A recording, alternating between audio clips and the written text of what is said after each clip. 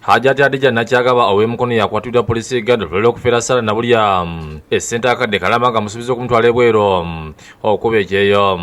Tubasanze ku poliisi y'Uganda nga Nabulya ategeeza nga waliwo omuntu eyamuwa ennamba ya Hajati n'amugamba nga watwala abantu okuba ekyeyo n'amusaba akadde kamu n'ekitundu. N'agamba naye waliwo abagenda ku Lwokutaano.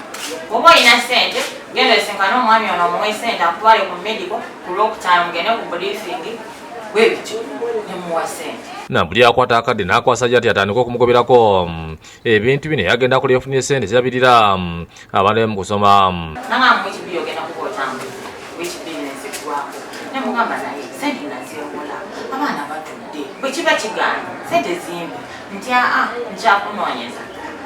Agambye nti Hajati okuva lyawe wa ssente yaddamu kumulabako nga bamukubira essimu avuma muvume naye ensonga n'azikwasa poliisi y'Ekyebando ne bamunoonya.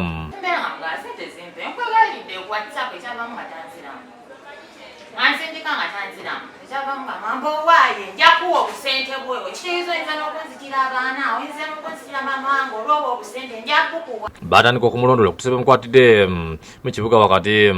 Hajati Nakyagaba wabuziddwa ku bya ssente akkiriza nga bwe zijja ku Nabulya nga amusuubiza okumutwala ebweru naye yamanyiko emitwalo 5. Ssente nazikozesa kola ki bintu byo ate yampa emitwalo 5 nali sirina ku Uganda nimuweereza omuntu amutwale ku medical naye ate gyagambira nti yampa akakadde sima anzize nange ssente zange zinateekayo rejection of visa alabe bw'atatambula. Sirina gye ngenda nze okutambula kwali kwa wiiki 2. Kati 5 ogenda gamu ffenna tuli muloosi. Ono bwedde akuba amasimusimu kulaba nga abantu bajja bamutaase. Ategeeza nti guno si kumuliro gusoose okutwala abaana bweru naye nga takozesa kampuni.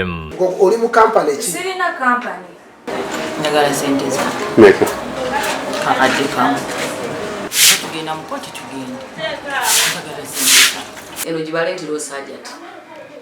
Okwata ssente z'omukyalo zimuddize. Kuba okimanyi ebintu by'okukusa abantu babiwera. Visa gye balaga si visa. Wabula akatundu ka visa. Ono alagiddwa okujjamu engatto n'aggalirwa mu kkomera okutuusa ng'awadde Nabulya ssente ze. Batuusa abo yakusakidde Green ku Lwabukedde TV.